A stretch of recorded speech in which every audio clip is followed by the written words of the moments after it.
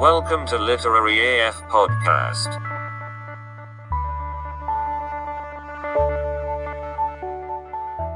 And welcome to a very special Christmas-themed episode of Nope. Literary Podcast thing. Literary AF Podcast. Yeah, the AF stands for And Friends.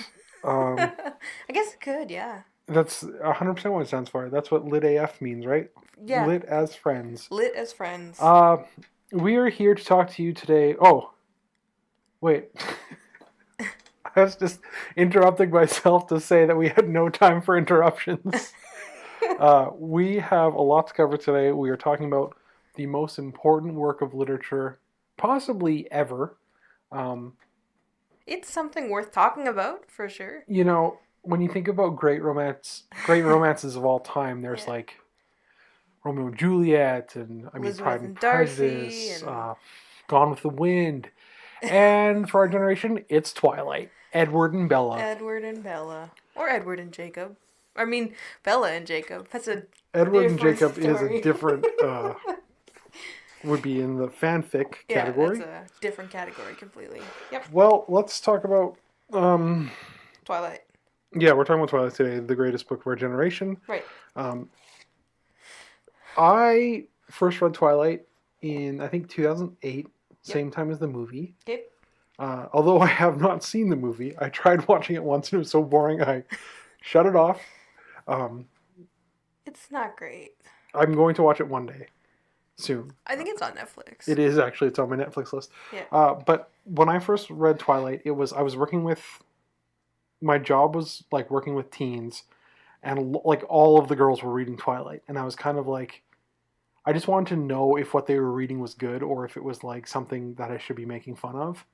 So I'm like, okay, I have to experience it for myself. And I actually liked the first book when I first read it. Which is surprising, actually. Yeah, I consider myself, well, for a long time, I considered myself like a defender of Twilight, at least the first book.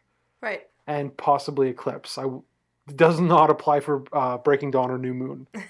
But I liked the first book. I think I'm pretty sure my Goodreads rating for it is like a 4 out of 5. Wow. And there's a lot of things I like about it. But I did reread part of it recently, and I could only make it up to about page 40, right. And then I gave up. Right. How about you? What's your experience with the... Well, Twilight came out in 2005. Mm-hmm. I would have been 13 years old at the time. Okay. And I was the prime age to be a teenager who reads Twilight, because all my friends are reading Twilight. So I think a friend loaned me her copy of the book, made me read it. And you liked it? I did, yeah. I really liked it, the first book, and I really liked the second book. I lost interest with the third book, and I did not read the fourth book. It makes sense. But I was young, and I didn't read a lot of romance books at the time, so I feel like that may have played into it. I didn't know better. Yeah. So it was my first, literary romance. Yeah, so let's start with the book. I don't know how to start talking about Twilight. I guess we can start with the opening of the book. The book opens on Bella, who is a 17-year-old girl who lives in Phoenix, Arizona. She has decided to leave her mother and her new stepdad and move to live with her father in a place called Forks. Okay, and can we just talk about how Bella sucks? We can. Bella her primary characteristic is that she's clumsy. And the extent in which this book mentions how clumsy Bella is actually ridiculous. It's mentioned at least 4 or 5 times a chapter. She can't get through a badminton game without smacking herself in the head with a badminton racket. Of course. I have a quote, actually, from the last little bit of the book. It reads, "I tripped several times, once falling, catching myself with my hands, scraping them on the sidewalk, and then lurching up to plunge forward again." That's Bella running across a flat surface. She falls multiple times. Just running down the sidewalk. But then So you say her main characteristic is that she's clumsy. Yes. I would say her main characteristic is that she has no characteristics. Aside from being clumsy, yeah, that's all she's got. She is very much left as a blank slate so that the reader can presumably insert themselves as Bella. Yeah. One thing I noticed is that I could not tell you what she actually looks like. I've got written down because I tried to keep track of descriptions of her as they popped up throughout the book, Mm-hmm. and I've got that she's 5'4", she's 17 years old, and her hair might be brown, it might be black. It's definitely not red. It's definitely not red. Because she mentions at one point Yes. that she has very pale skin, but that her hair is not red. Yes. I wrote down how she describes herself in some sentences here. She describes herself as being a weird girl. Of course. Because she does not have blue eyes or red hair, which I believe is an unusual it's combination to have. It's the exact quote is she's weird because her skin is so pale without the excuse of having red hair and blue eyes. Ah. Like she's like, I'm basically a ginger without the good ginger parts. Right. Yeah. All right. And then she describes herself as having always been slender but soft somehow. Yeah, so she's not cut. She's like that unhealthy skinny. She describes herself as having no hand-eye coordination. Her hair is tangled and damp because she had just come out of the shower at the time. Didn't bother to brush her hair. Her skin could be pretty, but it's translucent, and she has a pallid reflection. Yeah, so she's basically, I don't know, like a pale goth. Yeah, but not a ginger goth, though. This really is like a goth romance. Kind of. But if it was a goth romance, the vampires would not sparkle. The problem though, is not that she's not given strong, because I'm okay with like a protagonist that is sort of a blank slate. Yeah. But the problem is like, I don't know, her personality sucks too. Like she doesn't like it in Forks, and she hates that it's raining all the time. Yeah. And she doesn't like, well, she kind of likes the truck, but also she complains because the truck's loud. And yeah. She doesn't like living with Charlie, but she kind of likes living with Charlie, but she likes to complain anyway. It's like they took the worst parts about a teen, like the whole like, I don't want to do this, or you know, I don't know what that's called, but like the apathy. Yeah. Yeah. And they made it into a character. Yeah, it's a 32-year-old woman trying to write like a teenage girl. And this is just how she thinks the teenage girls are 100% of the time. Which some of them might be, but it doesn't make for a very good read when your hero is a whiny, apathetic, just sad girl 100% of the time. All right, now let's do like just a really quick plot summary. So she arrives in Forks from Phoenix, and she doesn't even meet. She sees this a table of hot people sitting in the cafeteria. The Cullens. There's Edward. There's Rosalie. There is Emmett, Alice, and Jasper. And they're all hot, and they don't mingle with any of the other students. Yeah, and she meets other people like Mike and the chess guy. Oh, Jessica. And Jessica, yeah. All of her friends who are immediately her friends, despite the fact that she doesn't have any friends in Arizona. Well, they all immediately like her because when you move to a small town, everyone just immediately likes you, and they don't immediately treat you as a weirdo because you're new. Yeah. You know. It's just, you're instantly the hottest person in the whole school, and everybody loves you because, I don't know, they've never seen a girl from Phoenix before. Yeah, and I guess also, like, you know how teen girls are when it's like a new hot girl comes to town, they immediately like you, and it's not like they hate you or are jealous of you or anything that. There's no rivalries between women whatsoever. No. They're instantly friends. So, of course, Bella gets seated beside Edward in bio. And Edward, like, immediately gives her the cold shoulder. He storms out of class at the end of the day. And she walks into the office and sees him trying to have his whole schedule switched around because he doesn't want to be beside her. Yeah, she just happens to be in the office at the exact same time he is. Yes. When he's like, well, change my bio class because I can't sit by Bella. Yeah. And then she's like, excuse me? Is it because of me? So he misses a couple days of school. And she's offended because she assumes that this hot boy decided to not come to school because she exists. Makes sense. And then he comes back to school and he tries to ignore her, and then he can't ignore her, and then he starts following her around. He saves her from a car that Yeah. almost kills her. A car almost hits her, and then he stops it with like superhuman strength. Yes. And then she looks at him and is like, "What are you?" And he's like, "Say it." No, that's a little later. Okay. And I don't remember if that happens in the book. It happens in the movie. It definitely happens in the book. If it did, Though- I glossed over that. What are you? Say it. I haven't read this in a decade. Yeah. I mean, past page 40. Yeah. But anyway, so then... Edward starts following her around. They start talking to each other. He saves her from a group of assumed rapists when she goes to visit a bigger city because she cannot go anywhere without being in immediate danger. Of course. And then he drives her home. They make plans to go out on Saturday. Saturday, they have a date in the woods where he tells her he's a vampire. He shows her that he's got sparkly skin. And then he decides that they're going to go play baseball with his family the next day. Oh, vampire baseball. Vampire baseball. And then they go to play baseball with his family. His family all love her except for Rosalie. Of course they do. Immediately welcoming the human stranger to their vampire household. And then, while they're playing baseball, they meet a trio of other vampires who are blood drinkers. Because the thing about the Cullens is they don't drink blood. Yeah, we can't... I really want to do the plot summary, but we have to stop and just talk about how annoyingly perfect the Cullens are. Okay. Like...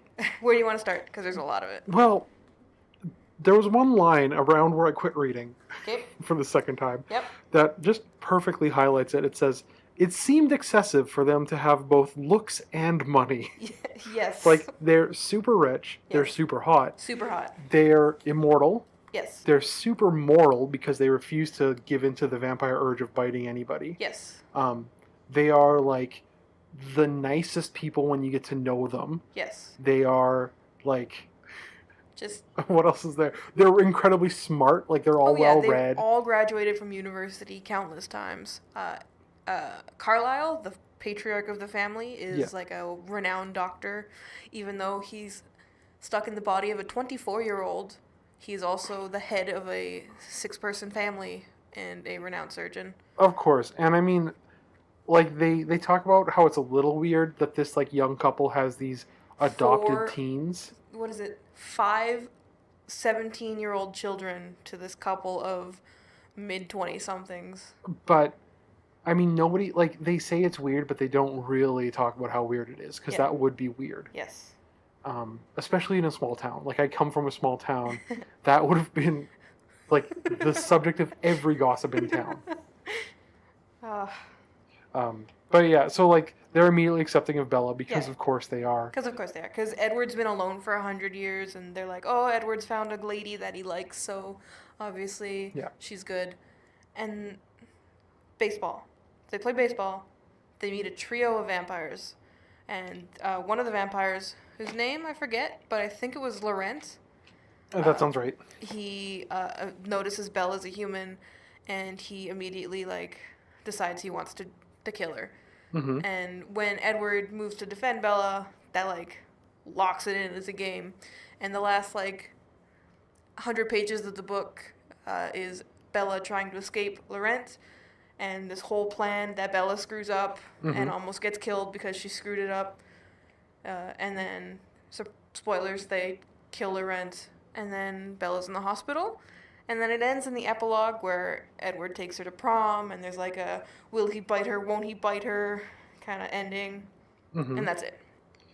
So, okay, I want to do my Twilight apologia right now and talk about the things that I think are good in this book. Okay.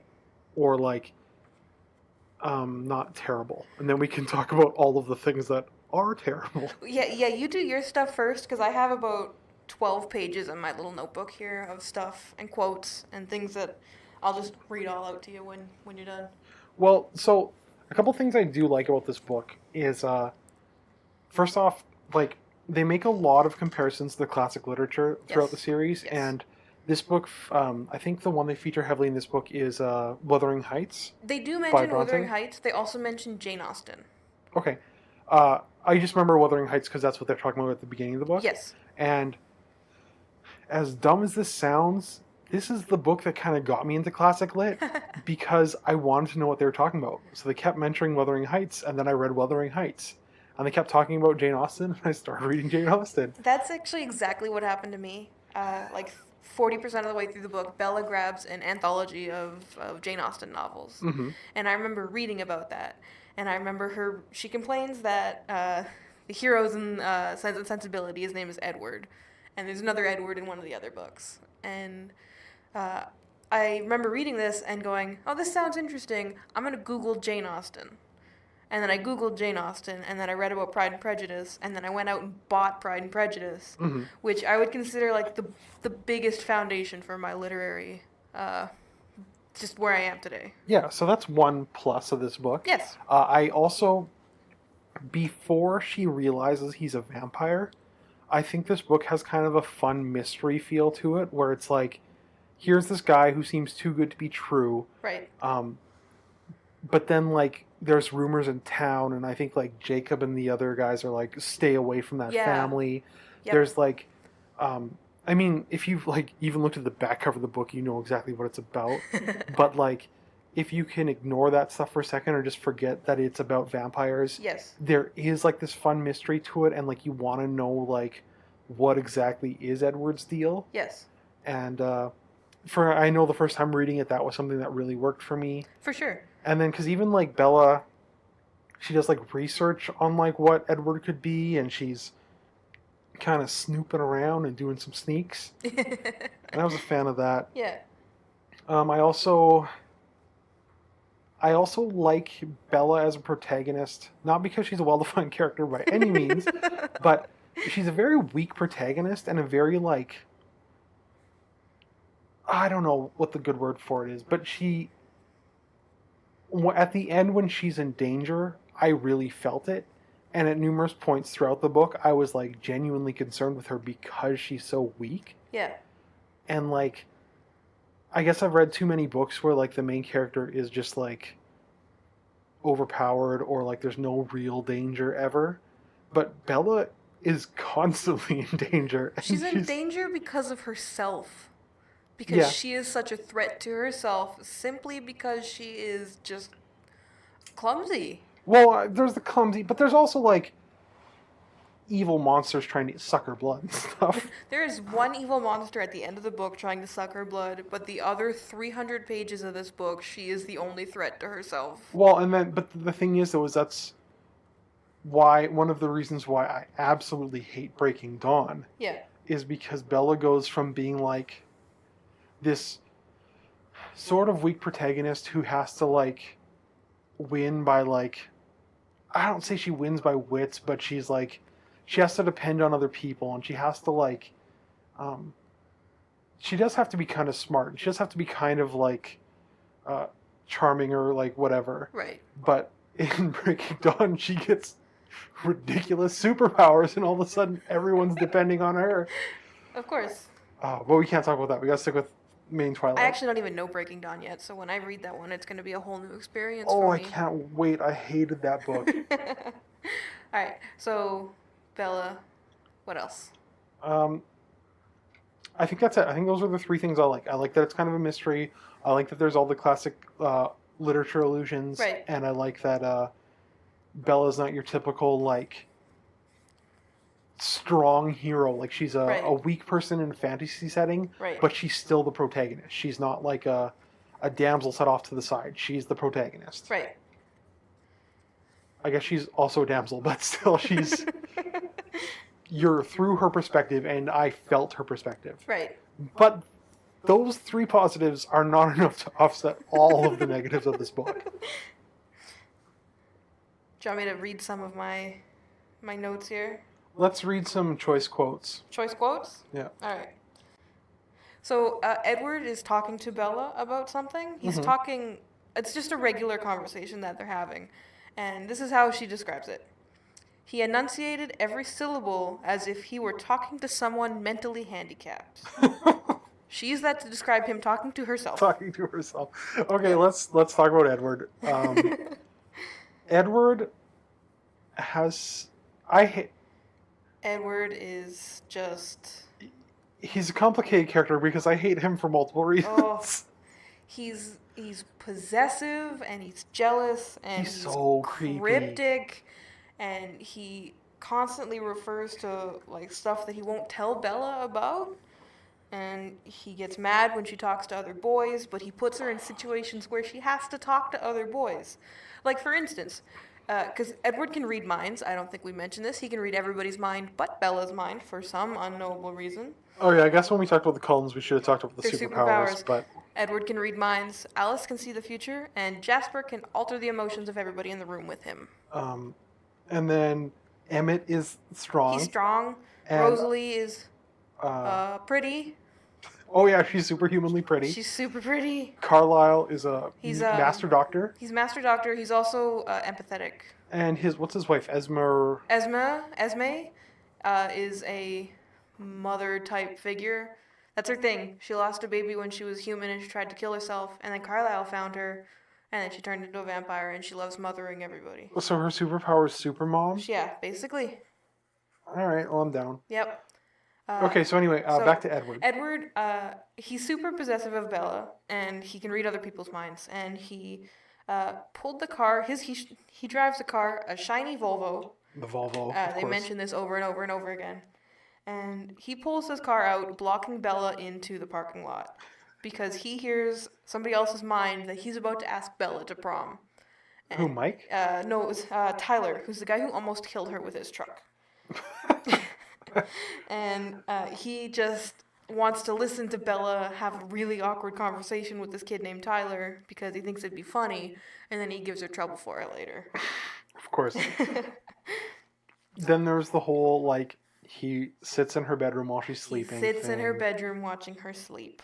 I think I have a quote about that in here somewhere. Oh, yeah, find that one.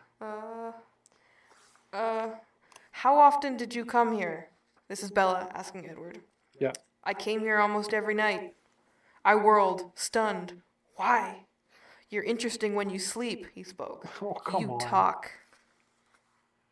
So, I mean, if I was a teenage girl, maybe I'd feel differently about a sexy vampire. Coming to your room every night just to listen to you talk in your sleep. But currently, as an adult man, I can't think of anything creepier. As an adult woman, no.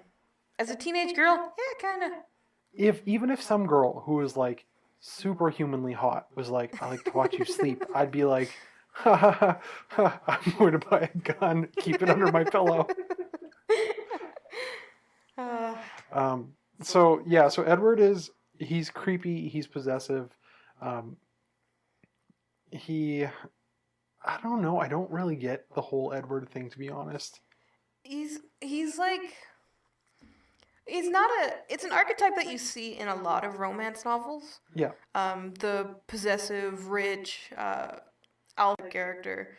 And it's a really popular archetype for a reason. It works most of the time. And that the characters in the other books usually have redeeming qualities that make you like this alpha character. Edward has none of those qualities. At no point does he turn it around and have like a super soft side. Well, we talk about Pride and Prejudice a lot, and right.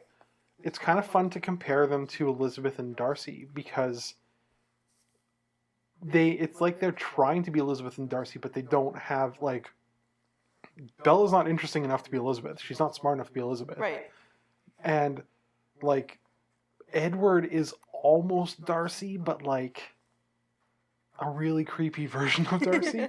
They don't even have, like, the I hate you, I love you, I hate you back and forth that Lizzie and Darcy have. That's which true. Is like the most fun part of that relationship. Bella is instantly smitten She's with instantly in love with Edward, and Edward is instantly in love with her, and there's never any question about it whatsoever. That's right. His whole trying to switch tables thing is because he's too in love with her. Yes, because she has an irresistible scent, which, by the way, later in the book, Stephanie Meyer mentions that vampires don't have a sense of smell, and then continue to mention throughout the book that Bella smells really good. Isn't it, though? No, but isn't it like, it's not like he's smelling he's not smelling her smell, it's like her pheromones or something, isn't it? Like, they don't mention that in this book, so I can't say for sure. I remember there being something like that, okay. But I don't remember. Well, I'll keep my eyes out for that in future books. I remember, but I don't remember. Okay, and then there's other problems other than just the characters in the story. It's really long and rambly. I was just going to say, can we talk about how nothing happens Let through me- large chunks of this book. Let me read you a quote. Set up for this, Bella is trying to figure out what Edward is. So this is during the investigation. Yeah, this is phase. her investigation phase. I went to my desk and switched on my old computer. I hated using the internet here. My modem was sadly outdated, my free service substandard. Just dialing up took so long that I went to get myself a bowl of cereal while I waited. I ate slowly, chewing each bite with care. When I was done, I washed the bowl and spoon and dried them, then put them away. My feet dragged as I climbed the stairs. I went to my CD player first, picking it up off the floor and placing it precisely in the center of the table. Oh my gosh, I just want to hit fast forward. I pulled out the headphones and put them away in the desk drawer, and then I turned the same CD on, turning it down to the point where it was background noise. With another sigh, I turned on to my computer. Naturally, the screen was covered in pop-ups. I sat in my hard folding chair and began closing all the little windows. Eventually, I made it to my favorite search engine. I shot down a few more pop-ups and then I typed in one word. My Vampire. favorite search engine. First off, my favorite search engine. Secondly, how many pop-ups do you have on your computer? I give up before you 2005 have- was a different time. And if you're a middle-aged or a 30-year-old lady who doesn't know the internet that well. But nobody says, There's pop-ups between turning her computer on and getting the internet going. okay, what do you think Bella's favorite search engine would be? Yahoo. I'm thinking Ask Jeeves. It might have been asked. We should watch the movie and see what she uses. I'm not willing to do that much research. I might do that. Well, yeah, in the first 50 pages, which is all I could stomach rereading, nothing happens. No. So she's talking about, she's arriving in Forks from her flight from Phoenix. Yes. She drives home with Charlie. Yes.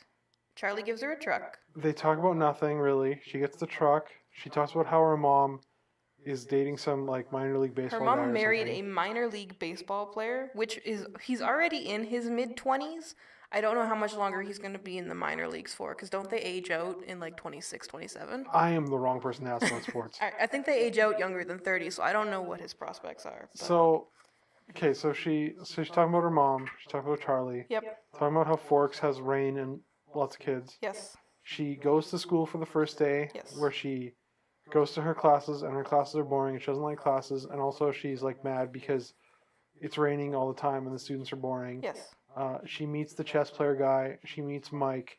She meets a bunch of girls whose names she forgets, but then remembers, like, The next 5 day. pages later. Yeah. She meets Edward, and then he's kind of awkward, but she doesn't actually meet him. She just sits beside him. Yeah. She looks at the Cullens for a while, and, like, they're giving so much detail about what the Cullens look like and what the Cullens are doing and how the Cullens act. You still don't know what Bella looks like by this point. Or anybody else in the school. That Like, is true. they never say what Mike Newton looks like. I think he's kind of short. He has acne. So we have 2 descriptors for Mike Newton, but the Cullens have, like, pages of descriptor. Here's just some examples of the words she uses just for Edward's eyeballs. Okay, Flat black, honey, ochre, golden butterscotch, liquid topaz, dark golden, brooding, enigmatic, and impenetrable. That's what I wrote down. I stopped keeping track after a while. well, so she's giving all this detail to the Cullens, and then by the 50 pages in, she's, like, her second day at school. Yes. Edward's not there, so she's kind of mad. Yep. She comes home and she cooks food for Charlie. That's her dad, right? Charlie? Yeah, Charlie's her father. And he's nervous because her mom was, like, a cooked weird food, but Bella's cooking steak and potatoes, so Charlie's happy. And I'm like, why is nothing happening yet? Like, 50 pages is it's a good chunk of book. Okay? Like, I mean, this whole book is like 500 pages-ish. Yeah, it's about there, yeah. And in the first 10% of the book, she has 2 days at school where nothing happens. Yep. Like, it's not like there's an inciting incident on the first day of school. She just sees Edward and he doesn't like her. Yeah. And that's it. Like, that's the whole first chapter is, I think, 30 pages long, and it's seriously 1 day of school where nothing happens. Yeah, basically. And, well, the whole week nothing happens because she sees Edward that one day, and then they, like, skim through the rest of the week where he's not at school, because the only thing that matters is whether or not Edward's at school. But by the I mean, I think I don't know if I got all the way to 50. I think I might have got to like 46 or something. Mhm. But I hadn't got to the third day of school yet. Like 50 pages in, and we're still at day 2. Yes, pretty much. So I can't wait to see her skim through like the rest of the week because she sure takes her time getting there. What else can we talk about with this book? Jacob is such a non-entity in this book. Jacob, yeah, he's not a thing until like the last couple pages of the book where He's he more- warns Bella about the vampires. Yeah, he's more of an eclipse boy. Yes. Wait, no. No, he's a new moon. New Moon. That's the second book, yeah. Let's see. Eclipse boy. Eclipse boy. I have some quotes here. Okay. There were tears in my eyes. I dabbed at them, embarrassed. He touched the corner of my eye, trapping one that I had missed. He lifted his finger, examining the drop of moisture broodingly. Then, so quickly I almost couldn't be positive he really did it, he put his finger to his mouth to taste it. I looked at him questioningly, and he gazed back at me for a long moment before he finally smiled. Edward, you weird. That's what? But I do have something to go with that. If I can find it here. If I can, Oh, no, give me a second. If I can find her talking about his smell. Oh, yes. I smelled his cool breath in my face. Sweet, delicious. The scent made my mouth water. It was unlike anything else. Instinctively, unthinkingly, I leaned closer, inhaling. Okay, you know what? It's weird, but I She can smells also his breath, and he drinks her tears. the vampires, the way they're written in this book, and I actually don't think it's a bad idea.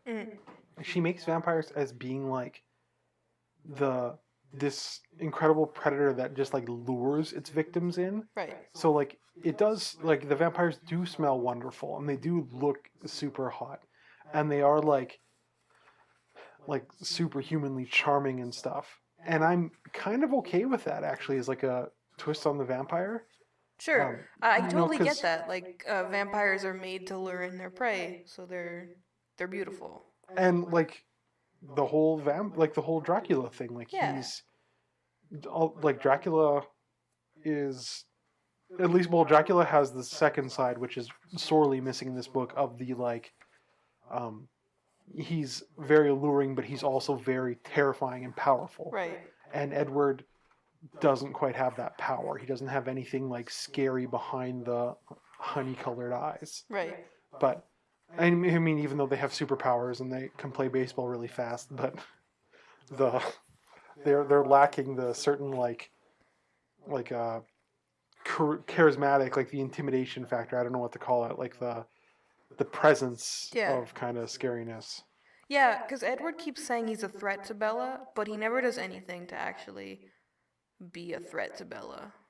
So whenever he's like, I'm so dangerous, you shouldn't be near me, I could kill you, he's never done anything to back that up, which kind of eliminates his entire, like, point. Yeah, and you know? like, I think the way that Stephanie Meyer's vampires are scary, I'm doing air quotes right now, you can probably tell just by my voice, is that they're kind of animalistic when they smell blood. Yes. But a real vampire is scary in that they've killed before, they're going to kill again. Yeah. You might be that person. Yeah. Whereas these vampires are, we're trying not to kill anybody, but oh, if we smell blood, Yeah. yikes. That's how I imagine Stephanie Myers describes her vampires. All right. Here's something that made me laugh. Okay. The beeping of the this is when Bella is in the hospital after the big final fight, which, by the way, she's unconscious for, so you don't actually get to see Oh, that's true. the big epilogue there. So she's in the hospital. Edward is sitting with her, and this happens. The beeping of the monitor jumped around erratically. Now he wasn't the only one who could hear my heart misbehave. That's going to be embarrassing, I muttered to myself. He chuckled, and a speculative look came across his eye. I wonder. He leaned in slowly, and the beeping accelerated wildly before he even touched me. But when he did, though even with the most gentle of pressure, the beeping stopped altogether. He pulled back abruptly, his anxious expression turning to relief as the monitor reported the restarting of my heart. Her heart stopped because he kissed her. Oh my gosh, Bella. Literally stopped because he kissed her. Oh, poor Bella. She's too soft for this world. Bella's been unconscious for a couple days, and like right after this, her mother comes into the room, and the first thing she starts grilling her on is this boy. Because, you know, your daughter falls down 2 flights of stairs, breaks her leg, breaks her head, breaks 4 ribs. The first thing you want to ask her is how she feels about this boy who's sitting in her hospital room. The ending is messy, though, too, because don't they go back to Phoenix to avoid the vampire or something? To escape Laurent, she goes back to Phoenix with Alice and Jasper, while Edward and Carlisle go to hunt down the vampire.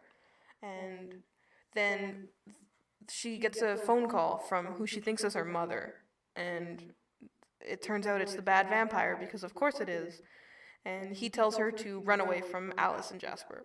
So she does, completely ruining all of their plans to keep her safe. That's right. And she, surprise, she gets attacked by this vampire. And he breaks her leg, he breaks her ribs, he throws her through a glass mirror, and then he bites her.